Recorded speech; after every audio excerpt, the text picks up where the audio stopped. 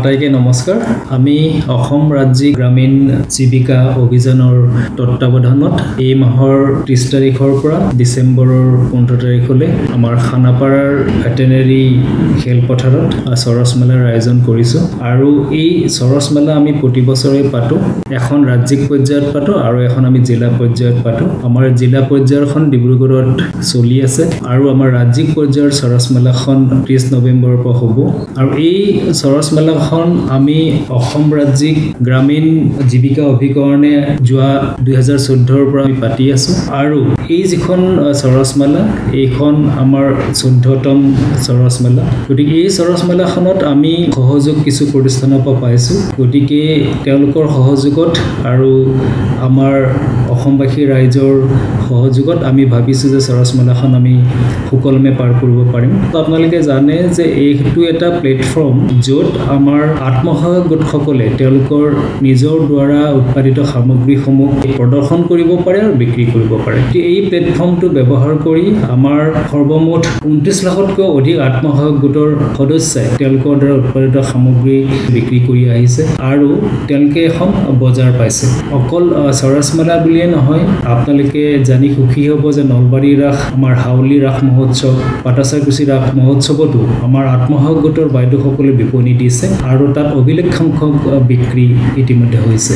আত্মসহায়ক গোটসকলৰ যি উৎপাদিত সামগ্ৰী সেই সামগ্ৰীৰ বজাৰৰ চাহিদা গোটেই অসমতে আছে অকল অসম বুলি নহয় অসমৰ বাহিৰতো আছে আমাৰ আত্মসহায়ক গোটৰ যি সামগ্ৰী আছে এই সামগ্ৰীখিনিৰ আমি এটা খুকিয়া ষ্টেণ্ডাৰ্ড ৰাখিবলৈ সদায় চেষ্টা কৰিছো আৰু সেই কাৰণে অসমৰ ৰাইজৰ আমি যথেষ্ট সঁহাৰি পাইছো সমাদৰ পাইছো আৰু মই ভাবো যে এই সঁহাৰি আৰু সমাদৰ যদি অনাগত দিনতো থাকে তেতিয়াহলে আমাৰ আত্মসহায়ক গোটসকলৰ সাহস বাঢ়িব তেওঁলোকে আগবাঢ়ি যোৱাত এইটো পাথেয় হ'ব আৰু এই ধৰণৰ উৎপাদিত সামগ্ৰী কিনি পেলাই আমাৰ অসমৰ যিটো গ্ৰামীণ অৰ্থনীতি সেই গ্ৰামীণ অৰ্থনীতিটো ঊৰ্ধ্বগামী হ'ব আৰু আমাৰ যি আত্মসহায়ক গোটৰ বাইদেউসকল আছে সেই বাইদেউসকলে অনাগত দিনত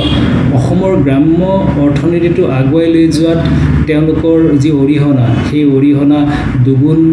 বাঢ়িব আৰু আপোনালোকে জানি সুখী হ'ব যে যি লাখপতি বাইদেউৰ কথা আমি সদায় কৈ থাকো আমাৰ 8,50,000তকৈ অধিক লাখপতি বাইদেউ আসাম ষ্টেট ৰুৰেল লাইভলিহুড মিছনে আমি সৃষ্টি কৰিব পাৰিছো তাৰে ভিতৰত মহা লাখপতি বাইদেউ আমি 20 গৰাকী সৃষ্টি কৰিছো এই 8,50,000ৰ ভিতৰত আমাৰ 20 গৰাকীতকৈ অধিক 10 লাখতকৈ বেছি তেওঁলোকে বাৰ্ষিক আয় কৰিব পাৰিছে গতিকে সেই ঘৰৰ চাৰিবেৰৰ ভিতৰত গৃহিণী হৈ থকা গণ্ডিৰ পৰা ওলাই আহি নিজক আত্মপ্ৰতিষ্ঠা কৰাৰ উপৰিও তেওঁলোকে নাৰী সবলীকৰণ আৰু গ্ৰাম্য অৰ্থনীতিত তেওঁলোকৰ অৱদান যি কৰিছে সেয়া অনাগত দিনত আৰু সুদৃঢ় হ'ব সেইকাৰণে আপোনালোকৰ সহায় সহযোগ এয়াৰএছএলএমে সহৃদয়তাৰে বিচাৰিছে এইবাৰ সৰস মেলাত 200তকৈ অধিক বিপণী থাকিব আৰু আমি আশা কৰিছো যে অসমৰ বাহিৰৰ বিপণী 80খনতকৈ অধিক থাকিব আৰু বাকিখিনি আমাৰ ৰাজ্যৰ ভিতৰৰ যিখিনি আত্মসহায়ক গোট আছে তেওঁলোকৰ উৎপাদিত সামগ্ৰীসমূহ বিক্ৰী কৰাৰ আমি সুবিধা প্ৰদান কৰিব পাৰিম এই সৰস মেলাত সোমাবলৈ কোনো ধৰণৰ টিকটৰ ব্যৱস্থা নাই এইটো সম্পূৰ্ণ বিনামূলীয়া গতিকে ৰাইজে স্বতঃস্ফূৰ্তভাৱে আহি পচন্দৰ সামগ্ৰীসমূহ তেওঁলোকে ক্ৰয় কৰিব পাৰিব আৰু ইয়াৰ উপৰিও আমি কিছুমান প্ৰতিযোগিতা ৰাখিছো তাৰ ভিতৰত আমাৰ চিত্ৰাংকন প্ৰতিযোগিতা আছে মেহেন্দি প্ৰতিযোগিতা আছে ফক সং আৰু ফক ডান্স প্ৰতিযোগিতা আছে আৰু যিখিনি আমাৰ ষ্টাফ তেওঁলোকৰ মাজত আমি বিভিন্ন ধৰণৰ খেল প্ৰতিযোগিতা পাতিছো ক্ৰিকেট প্ৰতিযোগিতাকে ধৰি পেলাই ৰাইজলৈ মোৰ এটা অনুৰোধ যে 30 নৱেম্বৰৰ ৰাতিপুৱা 6টা বজাত আমি ভেটেনেৰী খেলপথাৰৰ পৰা সামূহিক দৌৰ এটা আমি কৰিছো এইটো প্ৰতিযোগিতামূলক হ'ব তাত আমি প্ৰথম দ্বিতীয় তৃতীয় স্থান অধিকাৰ কৰা সকলক বঁটা প্ৰদান কৰিম তেওঁলোকক আমি প্ৰমাণপত্ৰ প্ৰদান কৰিম আৰু